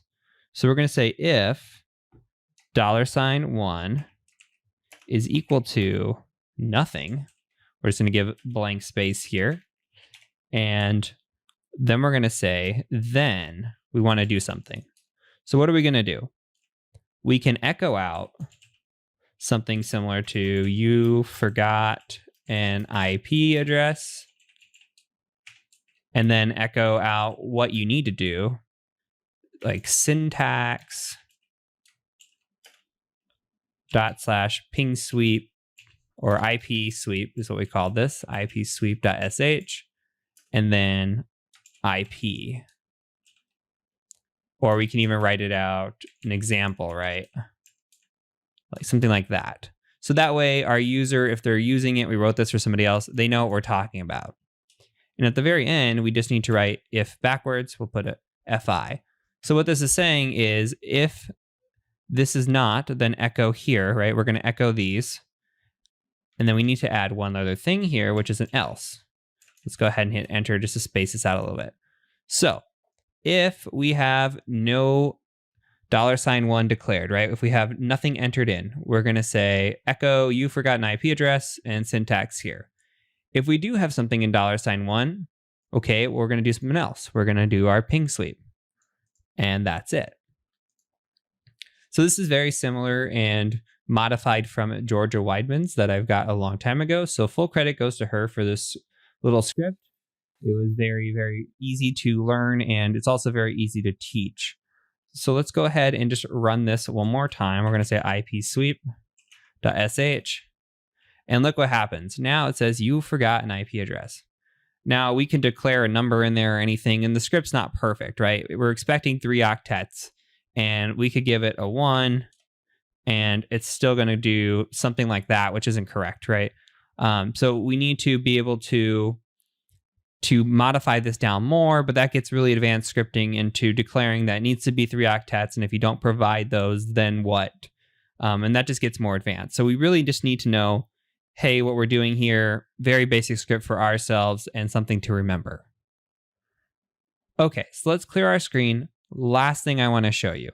So we've been able to write a script out, but we can also do looping in one line. And this is where it becomes kind of fun.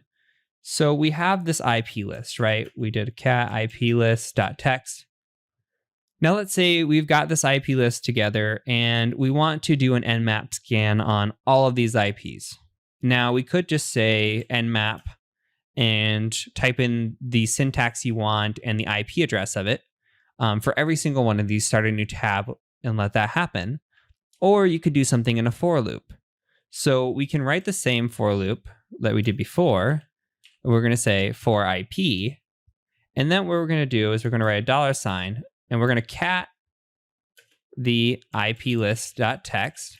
So all it does is it's bringing out this list that we have here, and it's saying, okay, for this IP, this IP, this IP, etc. We're going to run through all of these. That's what the loop does, right? Okay, we're going to do our semicolon, and then we're going to tell it to do something, right? So what do we want to do? Okay, let's run an nmap script. So we're going to say do nmap, and we'll ping, or we'll do a port 80 on all of these, and we'll say stealth scan that on port 80, and we'll do T4 for a speed, and that should be it. So then we can do done like this and let it run through one at a time. We can also do the ampersand and let it run multiples like this. We can hit enter and see what that does, but I also forgot one thing here. Forgot to declare the IP address. So let's talk about it real quick. So we've got a very, very simple one-liner, and you're going to see one-liners a lot if you get into ethical hacking, and just allows us to do things quickly and scripted. So we got for IP address in this list. So every IP in this list, we're going to loop through. When we do that loop, we're going to do nmap. We're going to do a quick stealth scan of port 80, T4, and we're going to say declare the IP address. If you're not comfortable with nmap, that's okay. This is purely an example and something you will see in your career. I will make a scripting video at some point for nmap, and we'll cover nmap more in detail. So let's go ahead and just hit enter. Okay, I messed up my syntax. So what is going on? Okay, so for IP in, this got deleted. For IP in cat IP list. Let's try this one more time. Okay. So we just did all these scans, 7 scans at once. And what we did is, you see, these are the processes that are starting. So it started up 8 processes, actually not 7. And it's just running through this list, doing the scans. And we're going to go ahead and just kind of look at it. So it says, okay, on 1.74 is 80 open? It's open. Okay. And then on 254 is 80 open? It's open. And then you see filter down here where it's not running, filtered, same thing. So we can hit Control C or hit enter if we're done. And that's pretty much it. So what we just did is we ran 8 nmap scans at one time instead of having to copy and paste these. So it's just a little bit of what scripting can do. It does get more advanced, but to be able to know a one-line for loop is really, really important if you go into penetration testing. And it's just important in basic bash scripting as well. So that's really it for this lesson, and that's really it for this course. So I hope you really learned something from this course. If you did find it valuable, please do share it with others. Please subscribe if you haven't. Please do like the video. Word of mouth is the best thing for me. It helps me grow my channel and helps me give content back to you as I get more feedback and I grow as a channel. So I'm looking to do more courses in the future and appreciate you taking time with me. And if you like this course and you want to chat with me, check the descriptions down below. I've got a Discord channel. We've got quite a few people in there. And I've also got a Twitter if you want to hit me up there. Lastly, I do have a Patreon if you felt like this course is valuable and you would like to support me. Any dollar amount goes a long way for me. Recording equipment, recording software, all of that's very expensive, and the time spent on this is also very detailed, long hours. So if you want to support me or anything, a like, subscribe, etc. goes a long way. I appreciate you taking the time to watch this course. And until the next one, thank you so much for joining me. All right, and now some bonus material. So I'm adding in some additional resources. These are for those of you that want to continue on. You've learned the Linux now, and you're like, hey, I really want to be a pen tester. I think this is for me. I'm going to provide you a whole lot of different resources here, so take notes. These are some of the best resources I could think of for those wanting to get into the field. I'll briefly cover each of them and then leave you at it to do your own research and hopefully see you in the field someday as a pen tester. So let's take a look at some of these resources. Okay, so first resource is a shameless self-promotion. And I only do this because I do think that I'm a valuable resource. I'm trying not to be biased here, but I've got some good stuff that's completely free if you are interested in it. So if you come to youtube.com/c/the Cyber Mentor, you can come to my page here and you can check out all the videos I have. One video is a day in the life of an ethical hacker. So if you want to know what it's like to be an ethical hacker, if you're still not sure if this is the field for you, this might be a video for you to view. It talks about the day in and day out stuff that you might do, what kind of assessment work you might be asked to do, and what it's really like to be an ethical hacker. On top of that, I've got another video on cyber career paths about penetration testing and ethical hacking. So if you're looking to get into the field and you want to become a pen tester or ethical hacker and you're not quite sure where to go, this is probably the better video for you. It kind of talks about all the knowledge that you'll need for a junior perspective and really the knowledge that you'll need to be successful in the field, including certifications, etc. So if you're watching this video as an additional resource, this would probably be additional resource part 2 is a good way to call it. This is the one like really detailed on penetration testing and ethical hacking. On top of that, over here, I've got playlists. So if you come into the playlist, I've got a few courses. Most importantly is our Zero to Hero course. So if we come to the cybermentor.com and you go to courses over here and you go to Zero to Hero pen testing, you can find more information on the syllabus. So I put it into a lesson plan as well here, but there are, 11 episodes. We start with Linux, kind of like you've already learned, note keeping, some introduction. We do Python for 2 weeks.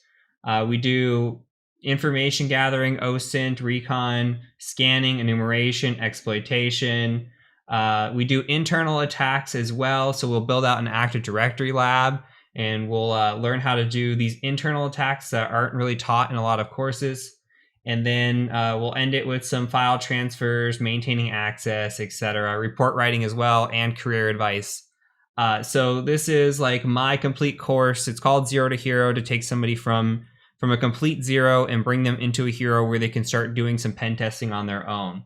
So again, if you're interested in that course, you can come to my website and check it out with the lessons plan. You can just click in the tab and play the video, or on my YouTube channel, you can click right on the playlist and play it from there as well. So leaving the shameless self-promotion, let me talk about some more cheap alternatives. Hack the Box is a great alternative if you're just getting started. So for Hack the Box, what it is it's a series of vulnerable machines. So you could think of it almost like a game. So if you want to do some hacking, this is a great place to just start practicing and learning the ropes.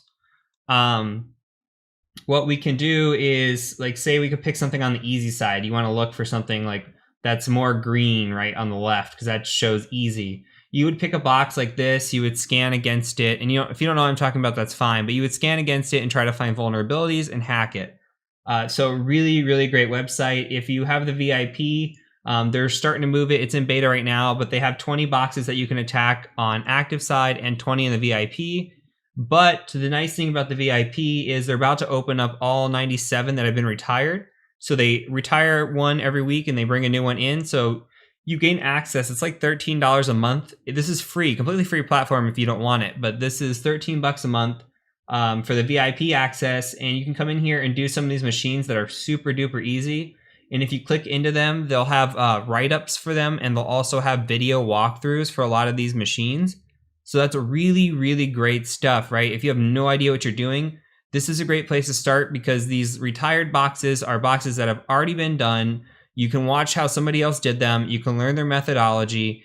And this is really good for just getting the basics down and understanding, some basic hacking. Same thing here with the virtual hacking labs. It's very similar. They've got a labs, they've got a course, and they've got different pricing. So you can try these out if you're interested in them. So they are, just alternatives to just practice online. Then you've got VulnHub as well. You'll have to search through this and try to find something that's like beginner level, or Google online, which are realistic boxes, or what are good boxes on VulnHub. But VulnHub, basically you just download the VMware file and you play it on VMware and you try to attack the machine. So you download a machine, you try to attack it. And these are intentionally vulnerable machines, all of these right here on these top three. So let's say that that's not really where you want to start. You think maybe you could use a little bit more hand holding, and you like a certification to come behind it.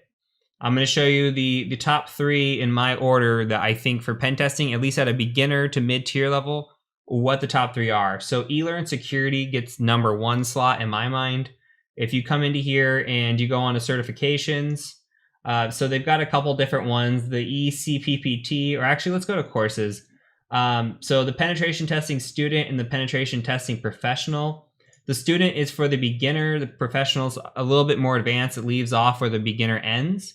So if we come in the student, you can see some of the things that you'll learn. So they've got, it talks about the preliminary skills that you might need and teaches you those. It's got some programming and then just the basics of penetration testing, but it gives you an idea what it's like.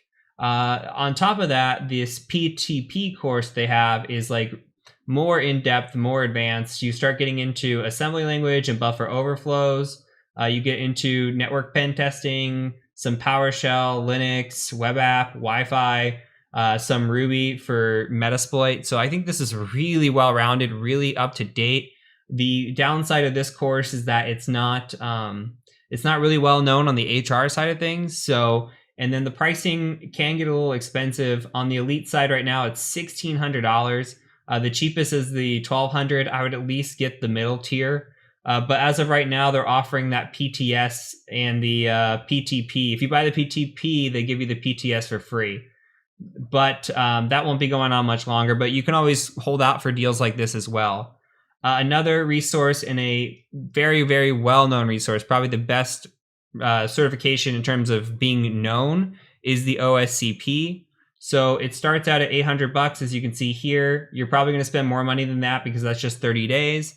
So the nice thing about this is it comes with labs. There's a certain amount of machines in there that you can try to hack against, sort of like a hack the box, but it's an environment. So you can, just attack whatever you feel like and try to navigate your way through the network.